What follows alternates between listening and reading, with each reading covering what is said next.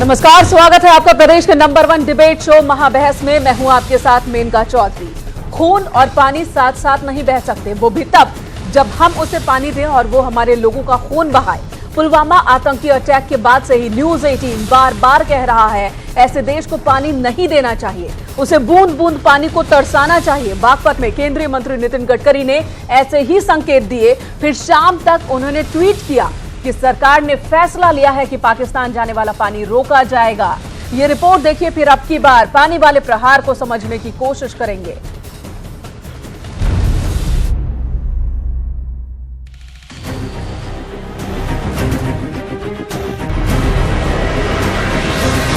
पुलवामा में जख्म देकर हर हिंदुस्तान की आंख में पानी लाने वाला पाकिस्तान बहुत जल्द ही बूंद बूंद पानी को तरसता दिखाई दे सकता है, क्योंकि केंद्रीय मंत्री नितिन गडकरी के मुताबिक भारत से पाकिस्तान जाने वाली 3 नदियों का पानी रोकने का प्लान तैयार किया गया है। इन तीनों नदियों का पानी रोककर यमुना में लाए जाने का खाका खींचा गया है। और हमारी पाकिस्तान और भारत होने के बाद जो हमारी 3 नदियां पाकिस्तान को मिली थी, 3 भारत को मिली थी, हमारे 3 नदियों के अधिकार का पानी पाकिस्तान में जा रहा था। अब हम उस पर भी 3 प्रोजेक्ट करके ये पानी भी वापस यमुना में ला रहे हैं।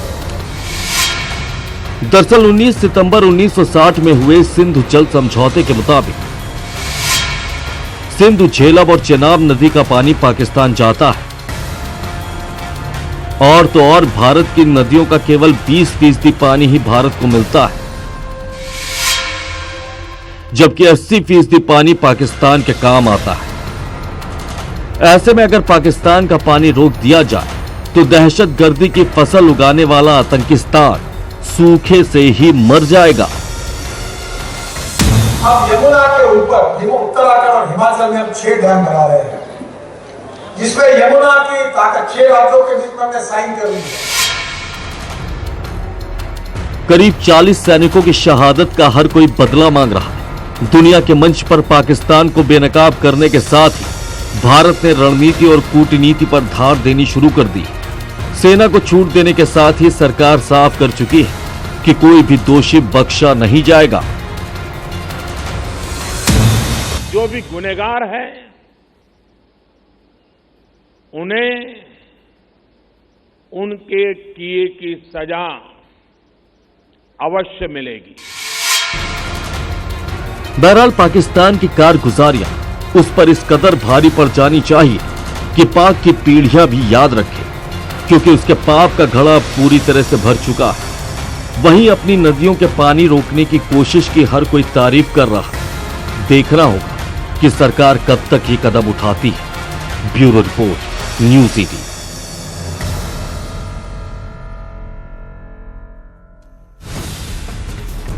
तो जो मांग लगातार न्यूज 18 कर रहा था, उस मांग के पूरे होने के संकेत केंद्रीय मंत्री ने दे दिए हैं। और चलिए हम बहस पर आगे बढ़े उससे पहले आज का जो हमारा सवाल है, हमारे दर्शकों से ये बता देते हैं। हमारा आज का सवाल है कि क्या पाकिस्तान को जाने वाली भारत की नदियों का पानी रोक देना चाहिए। दर्शकों के पास भी वक्त है, इस वक्त वो अपनी राय इस मुद्दे पर हम तक भेज सकते हैं। @महाबहस पर आप ट्वीट कीजिए, हाँ नहीं पता नहीं 3 ऑप्शन आपके सामने है। साथ ही आप अपने मन की बात इस मुद्दे पर हमसे शेयर कर सकते हैं, साझा कर सकते हैं। एक बार फिर से आपको सवाल बता दें, हमारा आज का सवाल, क्या पाकिस्तान को जाने वाली भारत की नदियों का पानी रोक देना चाहिए। सीधा सीधा सवाल है, सीधा सीधा जवाब आप हम तक भेज सकते हैं, हाँ नहीं पता नहीं 3 ऑप्शन आपके सामने हैं। और क्यों रोक देना चाहिए, अगर इस पर कोई राय आप देना चाहते हैं तो वो राय भी @महाबहस पर आप हमसे साझा कर सकते हैं। चलिए अपने पैनल के पास चलते हैं। अमिताभ अग्निहोत्री एग्जीक्यूटिव एडिटर इस वक्त हमारे साथ स्टूडियो में मौजूद हैं। आलोक अवस्थी प्रवक्ता बीजेपी, सुरेंद्र राजपूत प्रवक्ता कांग्रेस, डॉक्टर अजीज खान प्रवक्ता समाजवादी पार्टी, मेजर रिटायर्ड अभिषेक चतुर्वेदी हमारे साथ हैं, सुरेंद्र दुबे हैं पॉलिटिकल एक्सपर्ट। आप सभी का बहुत बहुत स्वागत है। अमिताभ जी, 1960 जब से ये समझौता हुआ उसके बाद से ही लगातार सवाल उठते रहे कि पानी का ज्यादातर हिस्सा पाकिस्तान इस्तेमाल करता है। भारत को, खासकर पंजाब को काफी नुकसान हर साल झेलने को मिलता है इस वजह से, समझौते की वजह से, और बार बार पाकिस्तान की ओर से खून बहाया जाता रहा है। अब जो संकेत मिले हैं उस पर आप क्या कहेंगे? देखिए, 2-3 बातें बड़ी महत्वपूर्ण हैं। ये मांग पुलवामा की घटना के बाद आई हो ऐसा नहीं। मांग तो दशकों पुरानी। और मैं अपने दर्शकों को यह भी बता दूं, 2003 में जम्मू कश्मीर विधानसभा इस बाबत बाकायदा एक प्रस्ताव सदन में पारित कर चुकी है कि पाकिस्तान को जाने वाला पानी बंद हो। और एक बात और बताऊं, वो स्मरण रखना भी जरूरी है बहस में। जवाहरलाल जी प्रधानमंत्री थे, देश आजाद हुए हुआ था, उस वक्त ये ट्रीटी नहीं थी, लेकिन दोनों देशों के बीच में एक टेम्परेरी समझौता था, इसी ट्रीटी जैसा। एक, अगर मैं सही स्मरण कर रहा हूं तो 1 अप्रैल 1948 को पाकिस्तान की इसी तरह की बेहूदगियों के मद्देनजर भारत ने पानी रोक दिया। 1 अप्रैल 1948 पाकिस्तान का अधिकांश हिस्सा सूखे की चपेट में आ गया। लाखों एकड़ जमीन बंजर होने लगी। फिर हाय हाय हुई, रोना पीटना हुआ पाकिस्तान का। वैश्विक ताकतों ने कहा कि भाई ऐसा ना करिए, मर जाएंगे। तो निगोशिएशंस आरंभ हुए और 1960 में जाकर इस पर हस्ताक्षर हुए। नितिन गडकरी ने जो कहा पश्चिमी उत्तर प्रदेश में कल, वह उतनी बड़ी खबर नहीं, क्योंकि उन्होंने वो कहा जो वो कई बार कह भी चुके थे। पाकिस्तान जाने वाला भारत का हिस्से का जल रोकेंगे, सारा नहीं रोकने की बात कही। लेकिन पाकिस्तान का जो उत्तर है इस पर, वो बड़ा विचित्र है। पाकिस्तान ने कहा यह बच्चों का खेल नहीं, क्या पानी रोक दे। पाकिस्तान की सरपरस्ती में जो आतंकी पल रहे हैं, उसमें एक सबसे कुख्यात आतंकवादी का मैं एक वीडियो देख रहा था। उसने कहा आप पानी रोकोगे, हम खून बहा देंगे। पाकिस्तान के मिनिस्टर्स कह रहे हैं कि आप ऐसा कर नहीं सकते। नहीं, भारत को अधिकार है। जिस अंतरराष्ट्रीय समझौता पत्र पर भारत के हस्ताक्षर हैं, जिनेवा कन्वेंशन पर, जिसके तहत पाकिस्तान ये कहता है कि आप विड्रॉ नहीं कर सकते इस ट्रीटी से, उसी में एक क्लॉज है कि अगर भारत यह स्थापित कर दे कि पाकिस्तान की जमीन का उपयोग भारत के खिलाफ आतंकी गतिविधियों के संचालन में हो रहा है, तो भारत को पूरा अधिकार हासिल है इस ट्रीटी से बाहर होने में। ये ट्रीटी ऐसी नहीं कि गले में पड़ गई, अब कभी हट नहीं सकती। गडकरी जी ने तो इतना ही कहा कि भारत अपने हिस्से का पानी जम्मू कश्मीर और पंजाब के लिए रखेगा, पाकिस्तान नहीं भेजेगा। मैं तो इससे आगे की बात कहता हूं, सारा ही बंद करो। ये बहस आरंभ हो उससे पहले एक चीज और भी महत्वपूर्ण है। 1960 में भारत ने इस पर हस्ताक्षर किए, भारत पाकिस्तान ने। हस्ताक्षर करने के पीछे एक सबसे बड़ा कारण भारतीय पक्ष का यह था कि पानी देंगे तो उधर से शांति का तोहफा आएगा, हम पानी देंगे तो पीस बनी रहेगी। वैसा तो नहीं हुआ। 60 में इस संधि पर दस्तखत हुए, यह प्रभावी हुई संधि, और 1965 में पाकिस्तान ने युद्ध छेड़ दिया। यह तो चरित्र है। आप अपने गिरेबान में तो झांक कर देखिए। इसलिए मुझे लगा कि इस विषय पर एक व्यापक चर्चा हो जानी चाहिए। यह खैरात नहीं है, न कोई बाध्यता है भारत के सिर पर। भारत के पास संप्रभु अधिकार है इस ट्रीटी से बाहर होने का। उसके लिए वाजिब कारण है, वह वैसे वाजिब कारण है जिनका जिनेवा कन्वेंशन में उल्लेख है। और दुनिया में कोई ऐसी संधि नहीं होती, कोई ऐसा समझौता नहीं होता जिसमें एग्जिट रूट ना हो। यह बात लोग जानते हैं, इसलिए मुझे लगा इस पर चर्चा हो जाए। ब्रिगेडियर साहब आपसे मेजर साहब आपसे बात शुरू करूं। अभिषेक जी, 2003 में जम्मू कश्मीर की विधानसभा ने एक रेजोल्यूशन पास किया जिसमें उसने कहा कि पाकिस्तान को जाने वाला पानी रोक दो। उसी बात को नितिन गडकरी जी ने आगे बढ़ाया है। अब मुझे लगता है मौका भी है, दस्तूर भी है और मौसम भी है, अब यह हो ही जाना चाहिए। चतुर्वेदी जी।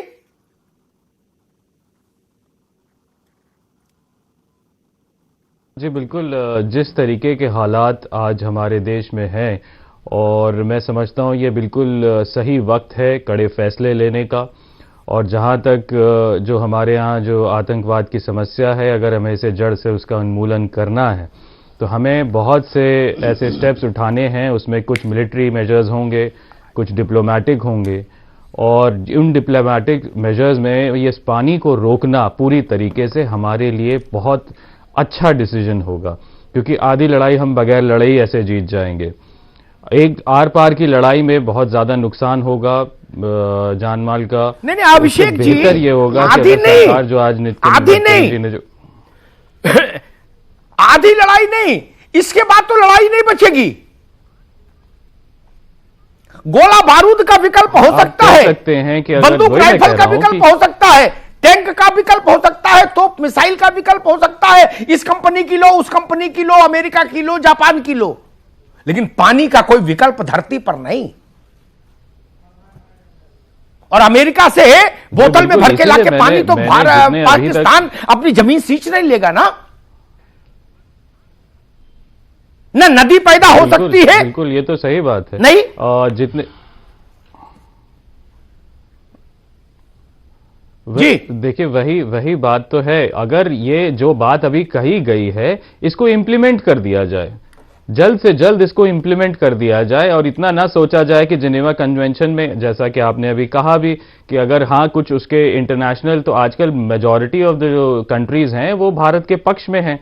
तो एक जब समन्वय बना हुआ है अंतर्राष्ट्रीय स्तर पे भारत के पक्ष में, तो उस मौके का फायदा उठा करके सरकार को जो है इस पानी को डाइवर्ट कर लेना चाहिए जहां भी उसे करना है, कैनाल्स बना करके, और लेकिन इसे पूरी तरह रोकना चाहिए। पार्शियली रोकने से वो बात आधी अधूरी रह जाएगी, हम ना इधर के रहेंगे ना उधर के रह जाएंगे।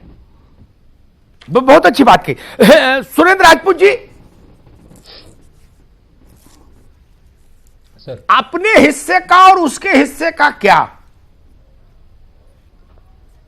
जब 1947 में ही घुसपैठ पाकिस्तान ने शुरू कर दी, अभी जब महाराजा हरि सिंह भागकर दिल्ली आए थे पटेल साहब से रोने कि जान बचाओ, जान बचाओ, जान बचाओ, सेना दो, सेना दो, तो उन्होंने कहा इस पर दस्तखत करो। तो महाराजा ने दस्तखत किए विलय पत्र पर और बोले अब सेना ले जाओ, और नहीं तो आप निपटो सुलझो। तब से लेके आज तक दुष्टता का क्रम कभी टूटा नहीं। तो ये अपना हिस्सा तेरा हिस्सा क्यों पूरे क्यों ना रोक दे? जम्मू कश्मीर का विधानसभा का प्रस्ताव है सर्वसम्मत।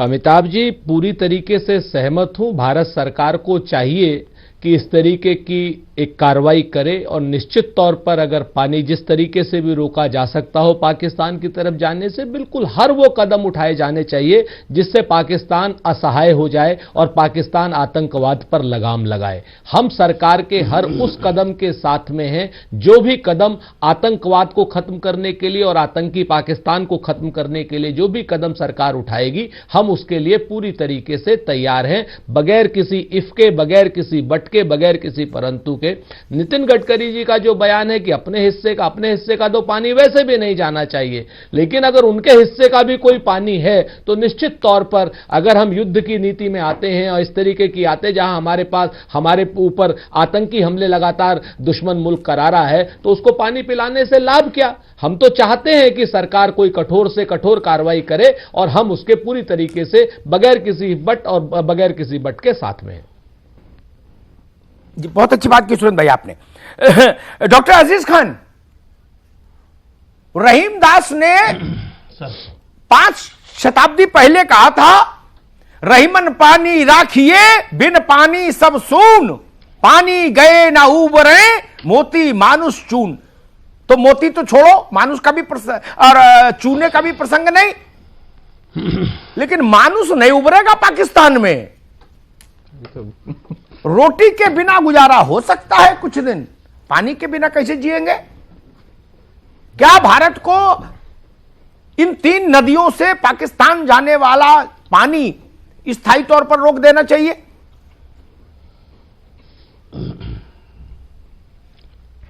देखिए अमिताभ जी, हकीकत तो यह है कि रोक देना चाहिए नहीं, आज तक रोका क्यों नहीं गया। सच्चाई यह है कि यह सरकार तो लगातार बड़े बड़े दावे करती रही। जब से सरकार आई कि साहब पाकिस्तान को मैं ये करूंगा, ऐसे सबक सिखाऊंगा और ये करूंगा, एक सर के बदले 10 सर लाऊंगा। आज हम सैकड़ों सर गवा बैठे। और सच्चाई यह है कि उरी और पठानकोट जैसे बड़े बड़े हादसे हुए, उसके बाद सिर्फ हमने बयानबाजी किया है। हमने सिर्फ बयानबाजी किया, कार्रवाई के नाम पे शून्य रहा। और अगर यह कार्रवाई हो गई होती तो शायद जो हमारा 40 जवान शहीद हुआ है, आज वो जवान शहीद नहीं होता। अमिताभ जी, कहीं ना कहीं इंटेलिजेंस का फेल्योर रहा, सुरक्षा एजेंसियों का फेल्योर था, लेकिन जो हमारा कमिटमेंट था, जो हमारी इच्छा शक्ति थी, उसमें भी बड़ी कमी रही है। अगर हमारी इच्छा शक्ति बेहतर होती, हमने पहले कार्रवाई अगर कर दिया होता पाकिस्तान पे, तो शायद जो आज ये देखने को दिन मिल रहा है, आज जिस तरीके से देश संकट की स्थिति में है, देश में बहुत मायूसी की स्थिति है, हमारा जवान मायूस है, आज शायद यह स्थिति ना होती अमिताभ जी। लेकिन मैं फिर कहना चाहूंगा कि आज जिस तरीके से बीजेपी आज जवानों पर, शहीदों पर राजनीति कर रही है, यह वाकई में दुखद है, बहुत ज्यादा, बहुत दुखद है। क्योंकि सर्जिकल स्ट्राइक से लेकर के आपने कहा रोका क्यों नहीं गया? कुछ नहीं किया एक मिनट, इस देश के लिए। सर एक मिनट सुनो भाई, एक मिनट सुनो। आपने कहा अभी तक रोका क्यों नहीं गया? जी, बड़ा वैलिड सवाल है। यह सवाल उन देवीगौड़ा और गुजराल की उन सरकारों से भी पूछा जाना चाहिए जिसमें समाजवादी पार्टी शामिल थी। नेताजी रक्षा मंत्री थे, बेनी वर्मा मंत्री थे, जी, जनेश्वर बाबू मंत्री थे, जी, पूछा जाना चाहिए ना। जी, तब पाकिस्तान से कोई रोटी बेटी का रिश्ता तो था नहीं। अमिताभ जी, अगर पहले कोई चीज नहीं हुई, बवाले जाम तो वो तब भी था। एक मिनट रुक जाओ, ये जरूरी नहीं है कि एक मिनट भाई। जी सर नहीं तो फिर बात वही करो जी जो अपने गले में ना अटके। राजनीतिक लोग कई बार कबड्डी का नियम छोड़ देते हैं डिबेट में। अपने पाले में रहिए, दूसरे के पाले में कूदेंगे तो काउंटर तर्क इतिहास देता है। चलिए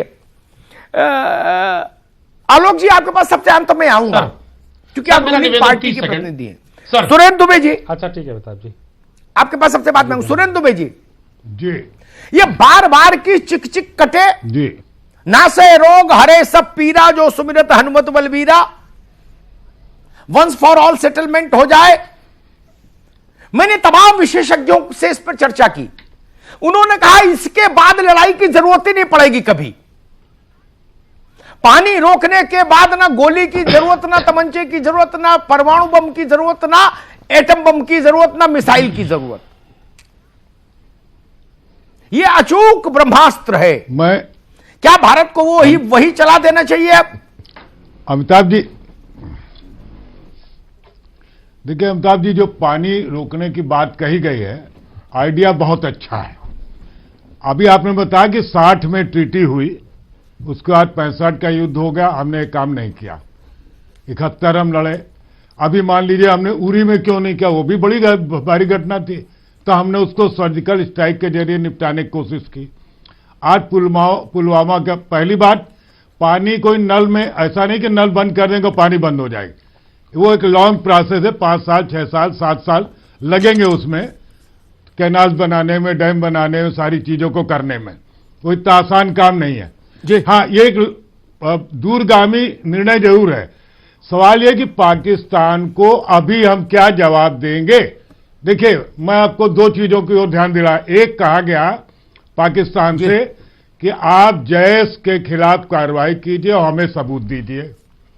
जैश के खिलाफ कार्रवाई ये हुई कि पाकिस्तान ने उसको रावलपिंडी में सेना के संरक्षण में छिपा दिया कि तुम यहां रहो, वहां तो आए, सुरक्षित कर दिया और उसका सबूत भी देने का, हाँ, और सुरक्षित कर दिया। तो जाहिर उसने ये पाकिस्तान ने बता दिया कि देखो हम कोई कार्रवाई नहीं करने वाले। एक दूसरा बताया गया कि जैसे अभी कल रिपोर्ट थी कि 300 से ज्यादा आतंकवादी कश्मीर घाटी में मौजूद है, विभिन्न गुटों के, संगठनों के। अब मान लीजिए हम क्रॉस बॉर्डर कुछ नहीं करना चाहते तो विद इन अवर बॉर्डर क्या करेंगे। देखिए, पाकिस्तान की जो मंशा है और जिस ढंग का वो राष्ट्र है, वो एक हमारा पैदाइशी दुश्मन है। वो हमसे दुश्मनी में ही पैदा हुआ है। आप उसको किसी बड़े अच्छे, इतना आपने डिप्लोमेटिक प्रेशर बना लिया, एक आप जैश के खिलाफ कार्रवाई नहीं करा पा रहे।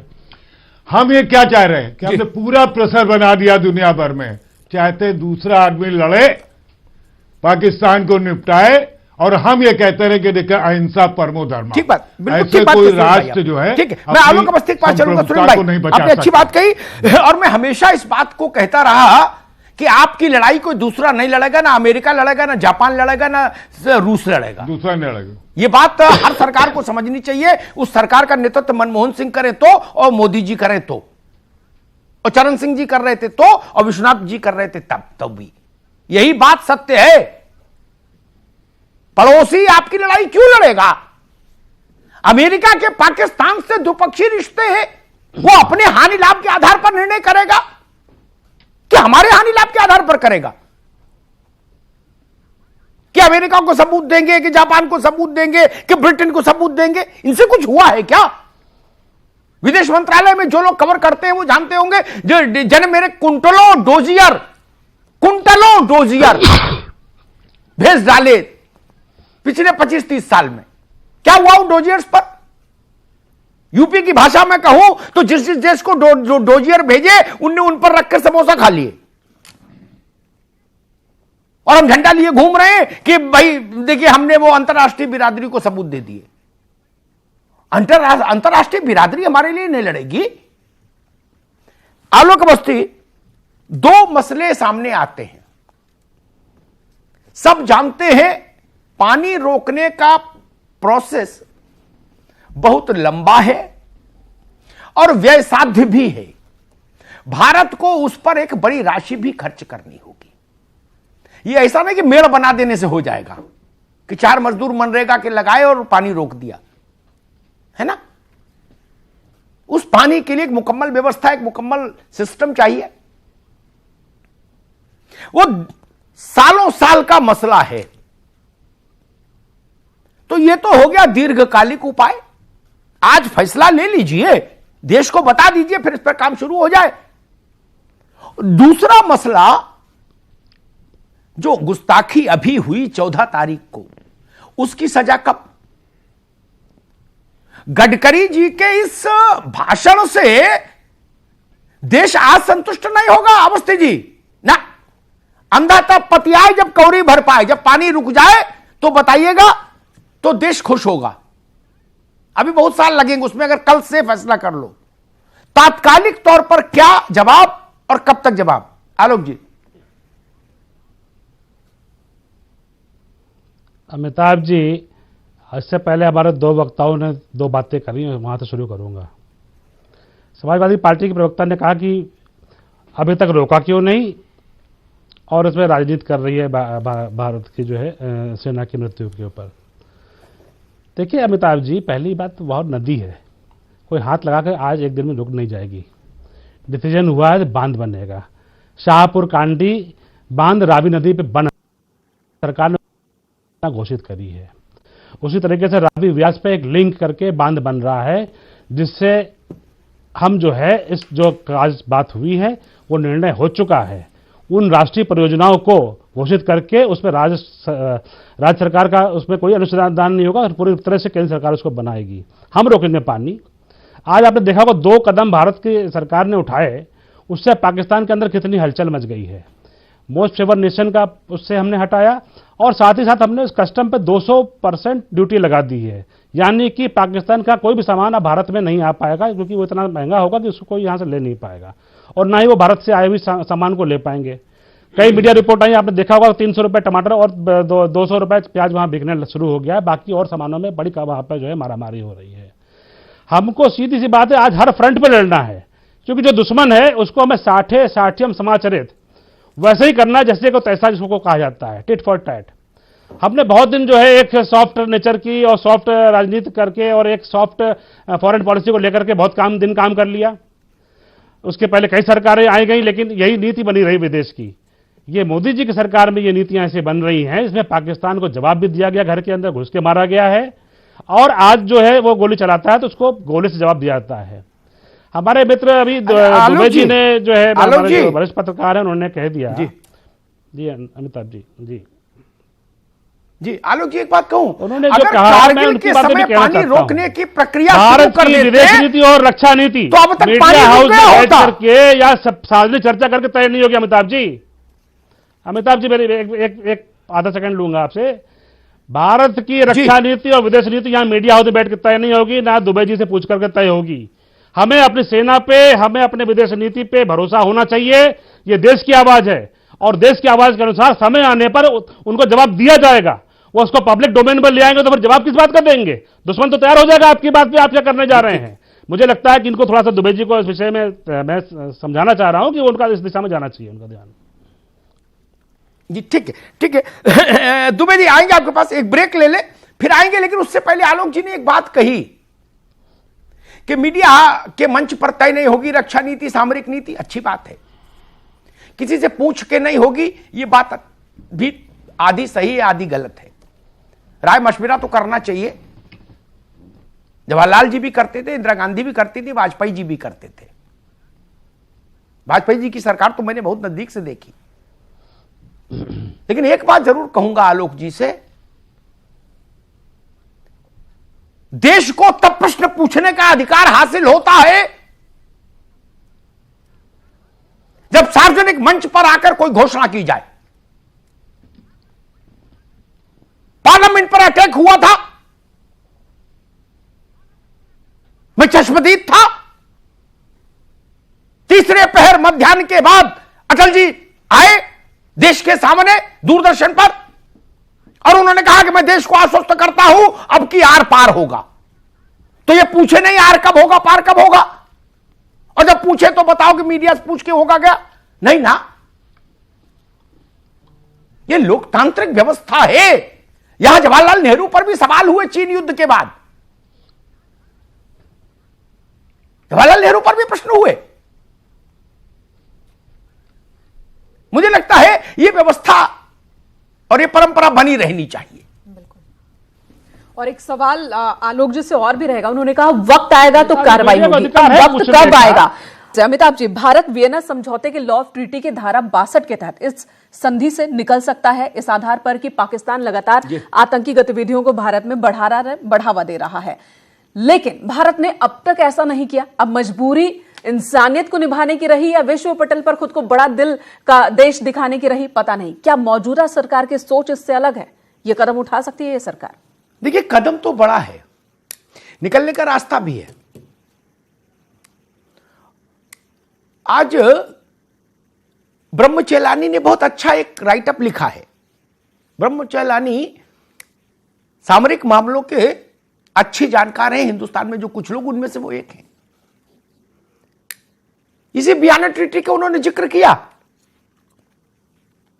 कि अगर कोई देश आप अपनी जमीन का इस्तेमाल आपके खिलाफ आतंकी गतिविधियों के लिए कर रहा है तो आपको यह राइट है कि आप विड्रॉ कर लीजिए। वो ह्यूमन है ट्रीटी, नॉन ह्यूमन है, भौतिक है, अभौतिक है, इससे क्या फर्क पड़ता है? मूल बात ये जो समझ में आती है, पाकिस्तान जो इसकी व्याख्या कर रहा है वो व्याख्या ठीक नहीं कि आप बाहर जा ही नहीं सकते। मैं फिर वही थंब रूल, यूनिवर्सल रूल कहूंगा, दुनिया में कोई ऐसी समझौता ट्रीटी हो नहीं सकती, करारनामा, इकरारनामा, जिसमें बाहर जाने का रास्ता ना हो। खैर, वो सरकार को देखना है। अभिषेक चतुर्वेदी साहब, ये सवाल देश का 135 में से 135 करोड़ आदमी पूछ रहा, कब होगा? इस कब होगा के प्रश्न में भारत की आकुलता है, भारत की व्याकुलता है, भारत की पीड़ा है, भारत की खिन्नता है, भारत का आक्रोश है।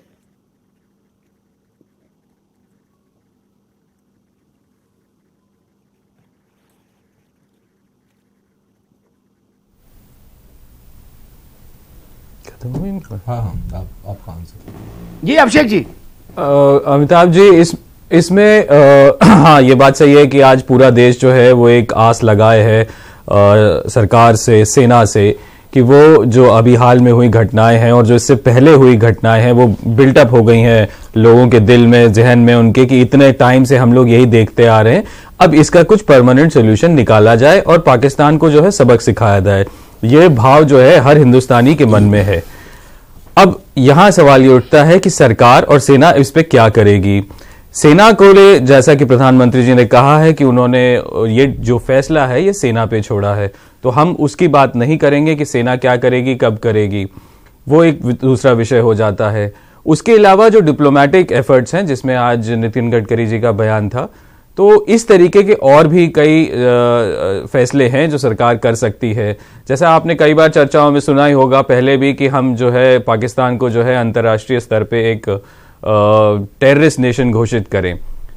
मैं पूछना चाहूंगा अपने राजनीतिक मित्रों से कि क्यों नहीं वो कल ही लोकसभा में एक ऐसा प्रस्ताव ले आएं कि जिसपे सारे राजनीतिक दल पाकिस्तान को जो है वो एक टेररिस्ट नेशन घोषित कर दें। शुरुआत करें कुछ कॉन्क्रीट स्टेप्स के साथ, जिनसे कि देश को लगे कि हाँ, जो सरकार है वो केवल बातें नहीं कर रही है, कुछ कर रही है। बहुत अच्छी बात जो पानी का विषय आज उठा है वो $1,00,000 का सवाल यही रहा, आज से नहीं। जब कारगिल हुआ, कारगिल से पहले जाओ, छत्ती सिंहपुरा हुआ, उरी हुआ, 100 उदाहरण गिना सकता हूं। हमारे राजनेताओं ने अटारी पर खड़े होकर कहा, विश्व मंच सुनो, पाकिस्तान को आतंकवादी देश घोषित करो। विश्व मंच वालों ने उनके कान में पूछा, आपने घोषित कर दिया? बोले नहीं, हमने नहीं किया। हमने किया नहीं और पड़ोसी से मांग कर रहे कि आप कर दो। अभी 15 दिन पहले तक तो मोस्ट फेवर्ड नेशन था वो, आफ्टर कारगिल, आफ्टर 1965, 71, एक लड़ाई। और एक बात जरूर कहूंगा अभिषेक भाई आपसे, जवाहरलाल जी और इंदिरा जी की समय जो लड़ाई हुई वो तो देखी नहीं। उसके बाद के जितने भी मिलिट्री ऑपरेशंस हुए बड़े, वो बुजुर्गों से सुना के फैसले कैसे हुए, क्या करना है और कब करना है और कितना करना है, इन तीनों पर भारत में पॉलिटिकल निर्णय होता है। पॉलिटिकल लीडरशिप गो अहेड करती है। यही भारत की विशेषता है, या उसके धीमे काम करने की शैली आप कह लो, कुछ भी कह लो। यह पाकिस्तान नहीं है कि जहां मुशर्रफ तय कर ले और राष्ट्रपति और प्रधानमंत्री को पता ही न लगे। सेना को सिर्फ निर्देशों का अनुपालन करना है। यह फैसला इंदिरा जी ने किया कि सरेंडर कराओ, यह निर्णय सेना का थोड़ी ना था कि भाई आप इनको मारना चाहते हो या सरेंडर कराना चाहते हो। यह पॉलिटिकल फैसला था भारत का। और इस वक्त एक और खबर आ रही है, शोपियां में सेना के कैंप पर आतंकी हमला हुआ है, ग्रेनेड से हमला। ये बड़ा दुर्भाग्यपूर्ण है। देखिए, सेना के कैंप पर शोपियां में हमला। सुरेंद्र जी, ऐसे समाचार मन विचलित करते हैं। एक दुख से आंख सूखी नहीं, उसके आंसू, और दूसरा संकट। ये प्रश्न मुझसे है अमिताभ जी या सुरेंद्र दुबे जी से है? जी जी।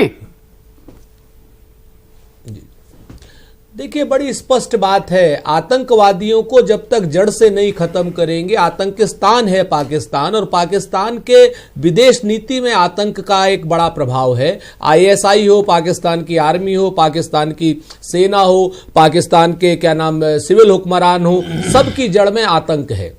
तो सच्चाई यह है कि कहते हैं ना कि रस्ते को भी दोष दे और आंखें भी कर लाल, चप्पल में जो कील है पहले उसे निकाल। हम तो प्रधानमंत्री से अपील करेंगे कि शूटिंग सर्टिंग से अगर समय खत्म हो गया हो, वो सारा नेशनल ज्योग्राफिक चैनल से वो हो गया हो, तो आइए थोड़ा सा एक सर्वदलीय बैठक बुला करके दोबारा से उसकी चेयर, उसको आप स्वयं चेयर करिए और एक कड़ी कार्रवाइयां जो भी हो सकती हैं, 10, 20, 50, 100, जैसे आपने कल भी कहा था कि एक खेल नहीं 500 खेल अगर होते हैं तो वो भी बंद करो। एक तरफ से हम लोग बंद करें, हम हर तरीके से उसको चारों तरफ से प्रेशर में डालें, हम वहां की सिविल सोसाइटी हो चाहे आर्मी की सोसाइटी हो, सबको जो है आइसोलेट करें और पूरी दुनिया में भी आइसोलेट करें और उसकी शुरुआत सबसे पहले हम करें। तो अगर आइसोलेट करना होगा, तो अगर ये आइसोलेशन जब तक नहीं करेंगे, जब तक उनकी रोटी और पानी नहीं बंद करेंगे, तब तक ये गलियां हैं अमिताभ जी, सबके दरवाजे बंद करने होंगे। एक दो गली खुली रखेंगे तो फिर संकट वहीं से लौट कर आएगा, जैसा आज तक होता रहा। अजीज खान। बिल्कुल बिल्कुल अमिताभ जी बिल्कुल ठीक कह रहे हैं, और यह भी हमें देखना है कि साहब 5 सालों में हमने किया क्या। सिर्फ बयानबाजी, और बयानबाजी से काम नहीं चलने वाला है। तो यहां तो साहब चुनाव प्रचार से फुर्सत नहीं है। वाकई में अभी सुरेंद्र जी ने जिस तरीके से बताया, सर्वदलीय बैठक करिए, निर्णय करिए, कुछ फैसला करिए, देश देख रहा है बड़ी उम्मीद के साथ। आज देश संकट में है, देश में कहीं ना कहीं निराशा की भावना है, लेकिन यहां चुनाव प्रचार से फुर्सत नहीं। यहां लगातार आप देख रही है चुनाव प्रचार और बढ़ गया। यहां एक दिन के लिए राष्ट्रीय शोक तक नहीं, शहीदों के नाम मनाया गया। हकीकत यह है आज जब सेना पे राजनीति हो रही है, सेना को टारगेट किया जा रहा है, तो सवाल इस बात का सम्मान कैसे दिया जाएगा सेना को। आज पूरी तरह से पाकिस्तान पर हर तरीके का प्रतिबंध होना चाहिए। समाजवादी पार्टी हर तरीके से साथ खड़ी है और जो भी उचित कार्रवाई करे ये सरकार, अगर नहीं करती है बहुत सुरेंद्र दुबे जी के पास चलूंगा। पुलवामा अटैक के बाद मैंने एक ट्वीट किया, देश के जितने बड़े राजनेता हैं सबको उसमें टैग किया कि जो एक बार नेतागिरी के पद पे रह लिया, उसके मरने पर राष्ट्रीय शोक, राज्य का शोक घोषित होता है, तिरंगा झुकता है। ठीक है, झुकाओ भैया, आप लोग मालिक मुख्तार हो, लेकिन जब जवान मरे तो भी राष्ट्रीय शोक हो जाए। किसी बड़े नेता ने उसको संज्ञान में नहीं लिया। ये मीठा मीठा कब कड़वा कड़वा थू नहीं करो, टोपी ट्रांसफर मत करिए। सुरेंद्र दुबे जी, सारी गलियां और सारे दरवाजे बंद करने का समय है।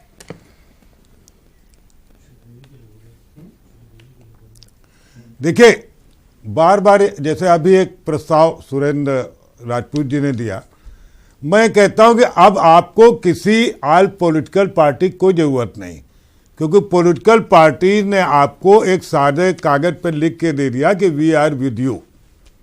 एक्शन आपको लेना है, आप तय कर लीजिए कि आपको एक्शन लेना है कि पंचायत करनी है।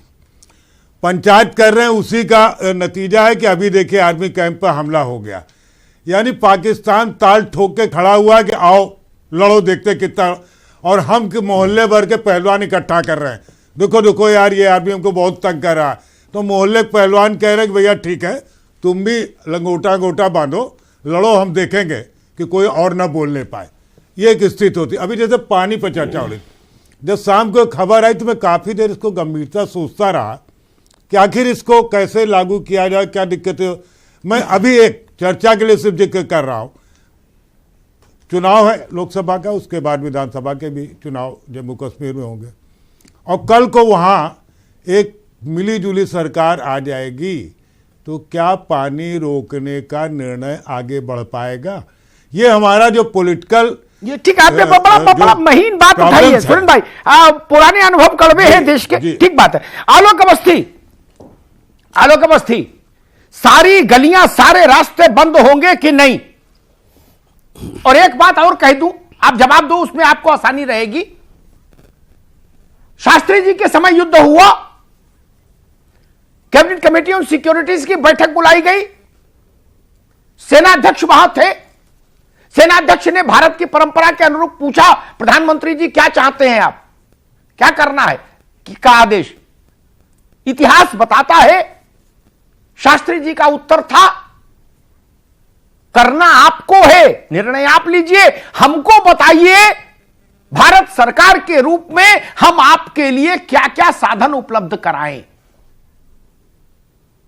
यही मसला जब इंदिरा जी लड़ाई लड़ रही थी तो नेवल चीफ ने रखा था इंदिरा जी के सामने कि क्या हम नौसेना के स्तर पर भी आक्रमण करें। उसके रिपरकशंस उन्होंने बताए। इंदिरा जी ने कहा, जनरल लड़ाई लड़ाई होती है। आलोक जी। अमिताभ जी, मैं आपका ध्यान आकर्षित करूंगा प्रधानमंत्री जी के बयान पे।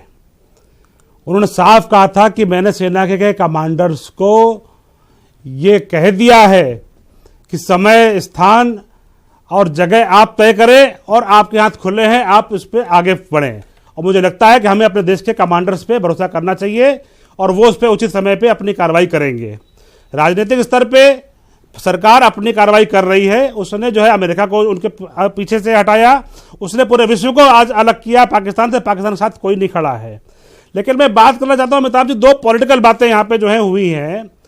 ये आतंकवादियों को छोड़ने वाली पार्टी हमको ज्ञान बघार रही है, हमें बड़ी हैरानी होती है। समाजवादी पार्टी सरकार ने आतंकवादियों के मुकदमे वापस करने के लिए भेज दिया था, वो आज ज्ञान दे रहे हैं आतंकवाद पे। और रही बात सुरेंद्र राजपूत जी की, कांग्रेस के नेता जो बात कर रहे हैं, अरे मसूद अजहर को तो भारतीय जनता पार्टी आज सैनिकों के ताबूत रखे अमिताभ जी, ये सुरेंद्र राजपूत बोलने नहीं देंगे, ये जान रहे हैं इनको क्या हुआ है। अमिताभ जी सैनिकों को सौ रखे हुए थे और इनके नेता राहुल गांधी वहां मोबाइल पर गेम खेल रहे थे। कोई सैनिकों का शौक पे ऐसा कोई खड़ा होता है? ये इनके नेताओं का वहां पर चरित्र है। जब 90,000 सैनिक जब बंदी थे बांग्लादेश के अंदर, उस समय आप चाहते थे पाकिस्तान को कंधों में छुपा सकते थे। 90,000 सैनिकों को आपने बांग्लादेश में जाने दिया। आप उस समय आपके पास एक बड़ी आपके पास कदम था, आप चाहते पाकिस्तान को अपने कदम झुका लेते। 1975 में लड़ाई में अमिताभ जी जमीनों पे कब्जा किया भारतीय सेना ने, जिस तरह से बहस कर रहे हैं वो कतई शोभा नहीं देता। आप दोनों ही राष्ट्रीय पार्टियां और उसके बाद इस अहम मुद्दे पर इस तरीके से आपस में ही उलझ गए, फिर कैसे आप नीति बनाएंगे, कैसे देश के दुश्मनों को सबक सिखाएंगे।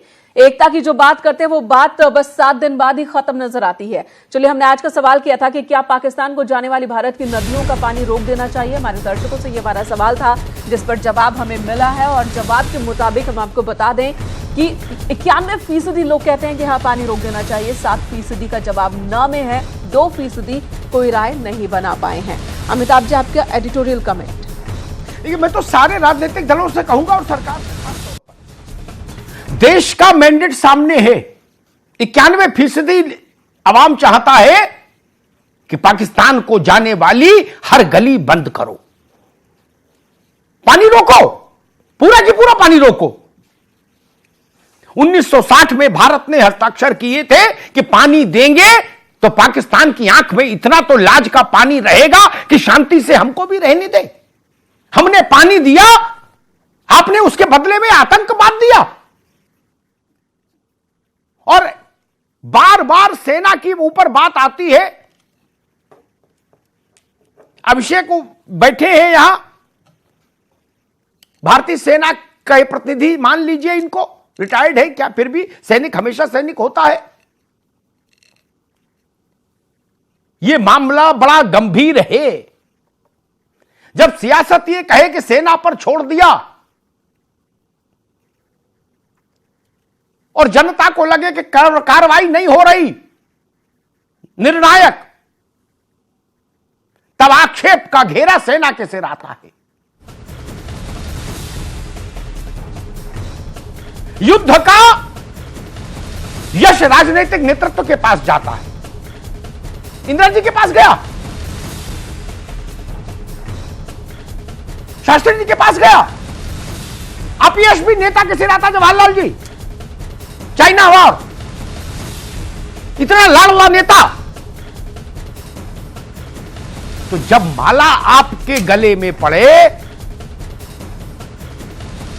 तो राजनेताओं को फ्रंट फुट पर खेलना चाहिए। 135 करोड़ लोगों को सुनिए और उनसे भी ज्यादा शहीदों की विधवाओं को सुनिए। ऐसी ऐसी बच्चियां जिनके हाथ में मेहंदी नहीं सूखी और मंगलसूत्र उतर गया, उनकी बात सुनिए। वो क्या चाहते हैं? उस बाप को सुनिए, उस मां को सुनिए जिसका बेटा शहीद हुआ सरहद पर। वो देश की आवाज है, वो राष्ट्र की आवाज है, वो राजनेताओं से बड़ी आवाज है। उनको सुनिए और वैसा सेना को निर्देशित करिए। मैं फिर आखिरी बात कहूंगा, भारत में जो व्यवस्था है उसमें सेना राजनीतिक नेतृत्व के आदेश के अनुरूप ही कार्य करती है। यही नियम इस बार भी लागू होगा। धन्यवाद। फिलहाल महाबहस में शामिल होने के लिए आप सभी खास मेहमानों का बहुत बहुत धन्यवाद।